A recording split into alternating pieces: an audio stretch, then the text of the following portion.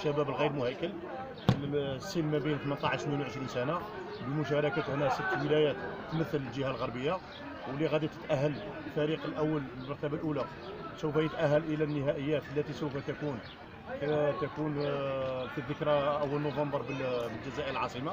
الولايات المشاركه هي عندنا تلمسان، عين تموشنت، وهران، معسكر، وبالعباس وتياب.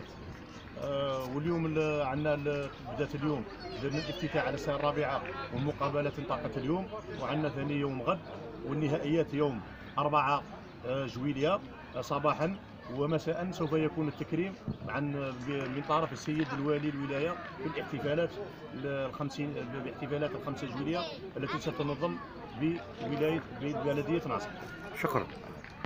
سي زكاو عبد القادر من معسكر، طبيب فريق ولايه معسكر، طبيب ياك، تفضل لنا كلمه.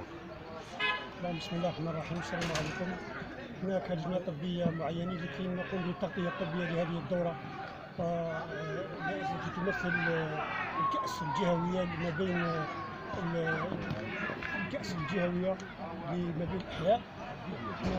نشكر في البدايه مسؤولين دائره التغليب على الضيافه، والدوره تجرى في ظروف حسنه ولم يسجل اي طارق، هذا هو الشيء الجميل، ونتمنى التوفيق لجميع الفرق المشاركه. صحيح.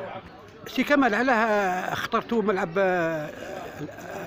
بالشوف احمد هنا في تيغنيف؟ علاه جاي؟ احنا لاحظنا بني في بلديه تيغنيف ملاحظه جميع الدورات الرياضيه اللي جرات على تراب الولايه، كانت احسن تنظيم هنا في بلديه تيغنيف من ناحيه المدارس الرياضيه اللي نظمتها المديريه الشبيبه والرياضه، او الدورات في شهر اللي درناهم في شهر رمضان، كان التنظيم جيد جيد جيد لاعلى مستويات. اللي قررنا قلنا نديروا التصفيات هنا في الملعب تاع تيغنيف، النهائي فقط اللي حولناه للوحده الافريقيه. ملعب الوحده الافريقيه النهائي يكون في الوحده الافريقيه، لان النهائي واش من التاريخ؟ اليوم 4 جويلية، يوم 2 جويلية في الوحده الافريقيه، نهار الخميس، يوم الخميس، تقدير الخميس الجاي نكونوا 5 جويلية. هذا تاع مغرب، نكونوا 4 جويلية، نكونوا 4 جويلية غادي يكون النهائي في الوحده الافريقيه ان شاء الله. ان شاء الله.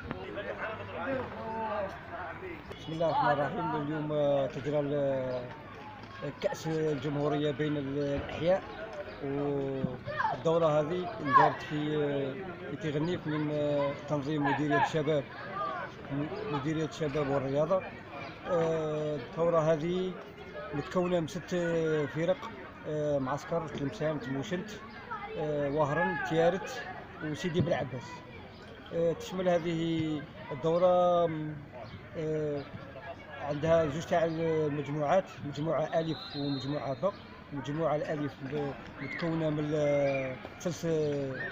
3 فرق، والمجموعة ب متكونة من 3 فرق. نديروا شامبيونا بيناتهم، من بعد الأول والزوج يلعبوا الدومي فينال ويروحوا لافينال، ولافينال تندار بالملعب الوحدة الإفريقية في معسكر. ونشكر سي أحمد شيشان اللي شرفنا اليوم بالحضور تاعه. شكرا.